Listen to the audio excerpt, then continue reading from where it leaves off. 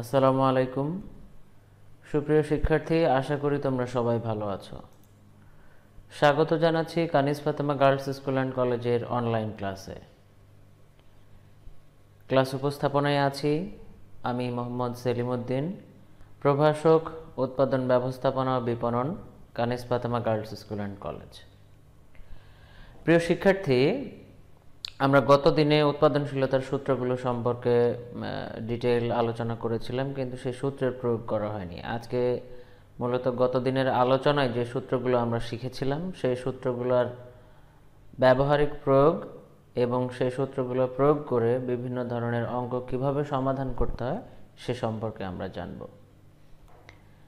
এটা অধ্যায় হলো প্রথম অধ্যায়, অধ্যায়ের নাম উৎপাদন, বিষয় উৎপাদন ব্যবস্থাপনা ও বিপণন, প্রথম পত্র।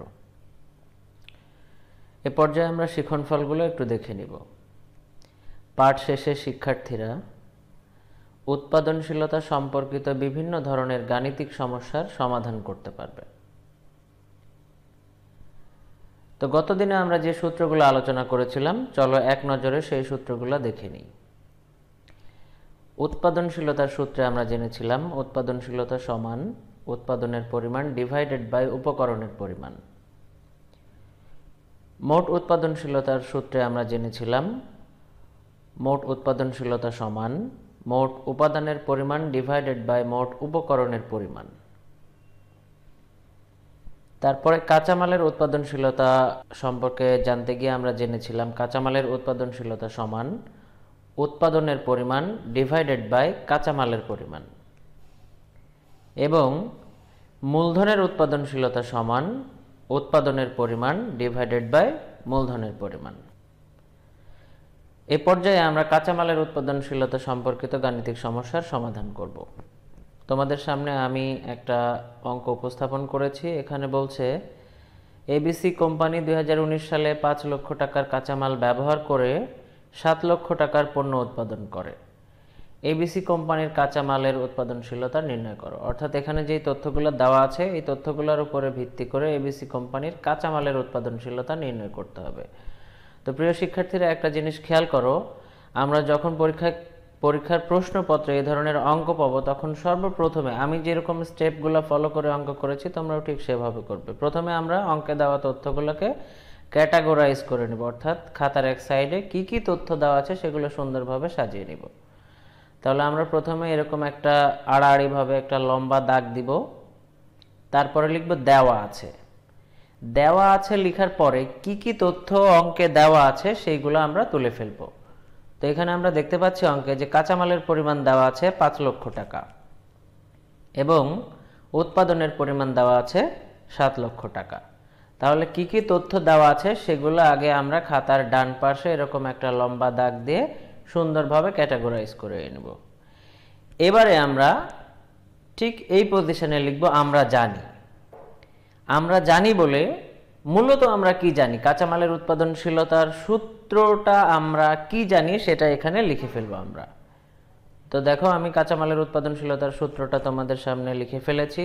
তোমাদের অবশ্যই মনে আছে কাঁচামালের উৎপাদনশীলতার সূত্রটা, আমি ঠিক সেটা এখানে উপস্থাপন করেছি। কাঁচামালের উৎপাদনশীলতা সমান ওপরে থাকবে উৎপাদনের পরিমাণ এবং নিচে থাকবে কাঁচামালের পরিমাণ। অর্থাৎ সূত্রটা হবে এরকম, কাঁচামালের উৎপাদনশীলতা সমান উৎপাদনের পরিমাণ ডিভাইডেড বাই কাঁচামালের পরিমাণ। তাহলে আমরা জানি বলে আমরা কি জানি সেটা এখানে লিখে ফেললাম। এবারে খেয়াল করো, এই যে দেওয়া আছে সেকশনের মধ্যে যেই মানগুলো আমরা রেখেছি সেই মানগুলো আমরা সূত্রে বসিয়ে দিব। তাহলে প্রথমে আমরা সমান চিহ্ন নিলাম। তো এবারে প্রথমে আমরা একটা দাগ দিয়ে নিলাম, এই দাগের ওপরে কি আছে উৎপাদনের পরিমাণ। তাহলে এবারে আমরা দেওয়া আছে এই সেকশনটাই খুঁজে দেখি যে উৎপাদনের পরিমাণ কত টাকা। উৎপাদনের পরিমাণ কত দেওয়া আছে শিক্ষার্থীরা? 7 লক্ষ টাকা। তাহলে এই 7 লক্ষ টাকা আমরা দাগের ওপরে বসিয়ে দিলাম। অর্থাৎ উৎপাদনের পরিমাণ যেহেতু দাগের ওপরে ছিল তাই উৎপাদনের পরিমাণের 7 লক্ষ টাকাও আমরা ডিভাইডেড চিহ্নের ওপরে দিয়ে দিলাম। আচ্ছা, এই ডিভাইডেড চিহ্নের নিচে সূত্রে আমরা কি দেখতে পাচ্ছি? আমরা দেখতে পাচ্ছি কাঁচামালের পরিমাণ। তাহলে আমরা কাঁচামালের পরিমাণ কত দেওয়া আছে দেখি। এখানে আমরা দেখতে পাচ্ছি কাঁচামালের পরিমাণ হচ্ছে 5 লক্ষ টাকা। তাহলে এই 5 লক্ষ টাকা আমরা ওইখানে বসিয়ে দিলাম। তাহলে আমরা যেটা পেলাম উপরে 7 লক্ষ ডিভাইডেড বাই নিচে 5 লক্ষ।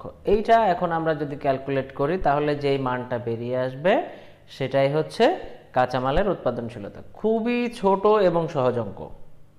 তাহলে ক্যালকুলেট করলে আমরা কি পাবো? ক্যালকুলেট করলে আমরা যে ভ্যালুটা পাবো সেটা হচ্ছে 1.4 অর্থাৎ 1.4। এখন এই যে 1.4 আমরা বের করলাম, এটা কি হবে? টাকা? অবশ্যই না, এটা কখনোই টাকা হবে না। একটা জিনিস পরিষ্কারভাবে মাথায় ঢুকিয়ে নাও, উৎপাদনশীলতাকে কখনোই টাকায় প্রকাশ করা যায় না। এটা মূলত একটা অনুপাত, এই জন্য এখানে কোনো এককে আমরা ব্যবহার করব না। আমরা বলবো এবিসি কোম্পানির কাঁচামালের উৎপাদনশীলতা সমান 1.4। আমাদের অঙ্ক শেষ। আমি খুবই সংক্ষেপে অঙ্কটা আবার একটু রিভিউ করছি। এবিসি কোম্পানি 2019 সালে 5 লক্ষ টাকার কাঁচামাল ব্যবহার করে 7 লক্ষ টাকার পণ্য উৎপাদন করে। এবিসি কোম্পানির কাঁচামালের উৎপাদনশীলতা নির্ণয় করো। তাহলে প্রথমে আমরা এখানে একটা দাগ দেব, দাগ দেওয়ার পরে দেওয়া আছে কথাটা লিখব। দেওয়া আছে লেখার পরে কি কি তথ্য দেওয়া আছে সেটা আমরা লিখে ফেলবো। এখানে আমরা দেখলাম কাঁচামালের পরিমাণ দেওয়া আছে 5 লক্ষ টাকা, উৎপাদনের পরিমাণ দেওয়া আছে 7 লক্ষ টাকা। যখন এটা লেখা শেষ হবে তখন ঠিক বাম দিকে আমরা লিখব আমরা জানি। আমরা জানি বলে আমরা কাঁচামালের উৎপাদনশীলতার সূত্রটা লিখে ফেলব। লিখার পরে ডান দিকে দেওয়া আছে সেকশনের মধ্যে কাঁচামালের পরিমাণের যে মান এবং উৎপাদনের পরিমাণের যে দুইটা মান আছে, সূত্রে সেই মান দুইটা আমরা বসিয়ে দেব। বসিয়ে দিয়ে ক্যালকুলেট করলে যে ভ্যালুটা আসবে সেই ভ্যালুটাই হচ্ছে এই অঙ্কের কাঁচামালের উৎপাদনশীলতার ভ্যালু। তবে এখানে একটা জিনিস অবশ্যই খেয়াল রাখতে হবে, এইটা কখনোই টাকায় প্রকাশ করা যাবে না, এটার কোনো একক হয় না। এবারে আমরা যে অঙ্কটা করব সেটা মূলত মূলধনের উৎপাদনশীলতা। এবিসি কোম্পানি 2020 সালে 7 লক্ষ টাকার মূলধন ব্যবহার করে 9 লক্ষ টাকার পণ্য উৎপাদন করে। তাহলে এবিসি কোম্পানির মূলধনের উৎপাদনশীলতা নির্ণয় করো।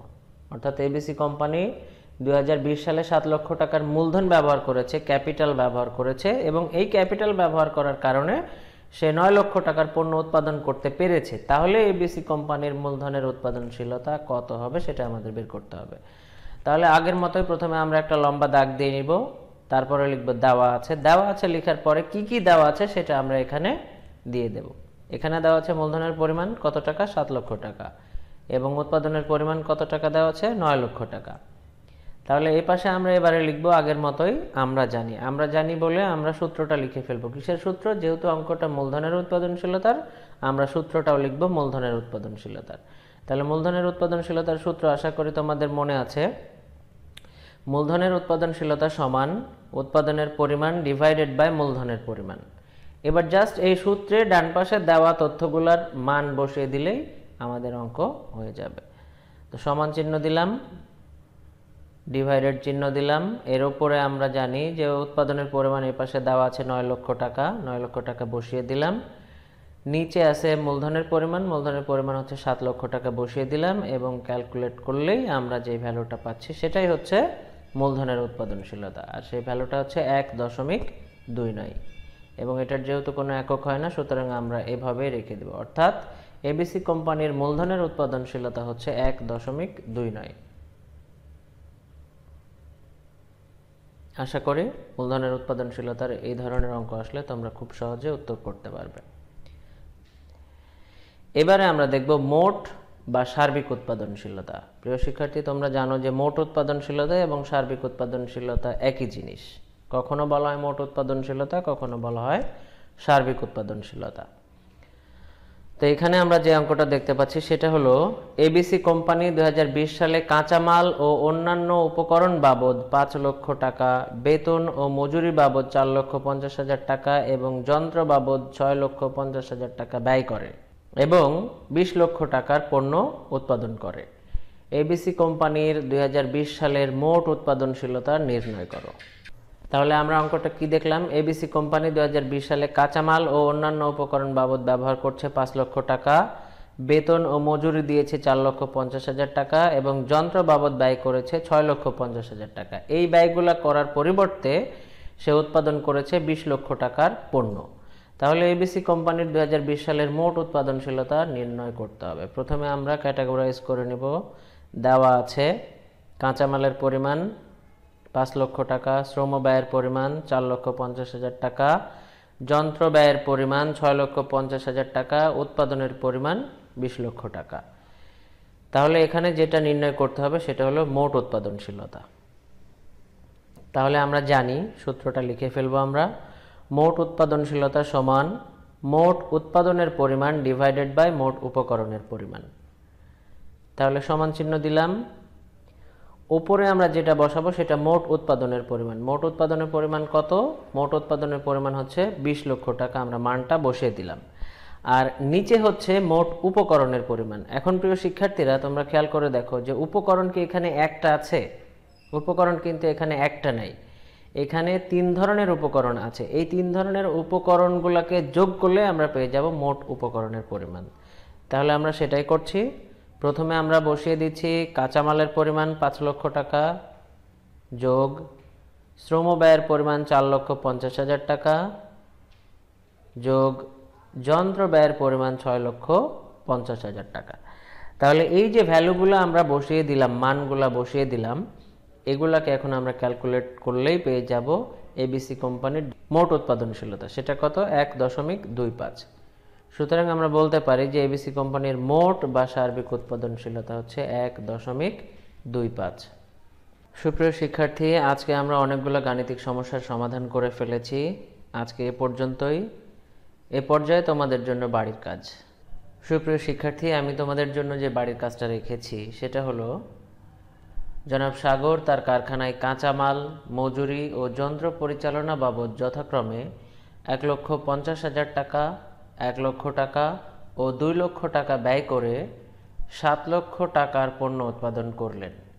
তার কারখানায় বিনিয়োজিত মোট মূলধনের পরিমাণ 6 লক্ষ টাকা হলে তার কারখানার ক্ষেত্রে উৎপাদনশীলতা, মোট উৎপাদনশীলতা অবলিক সার্বিক উৎপাদনশীলতা, অর্থাৎ এই ক্ষেত্রে 3টে বিষয় মূলত একটাই হবে, নির্ণয় করতে হবে।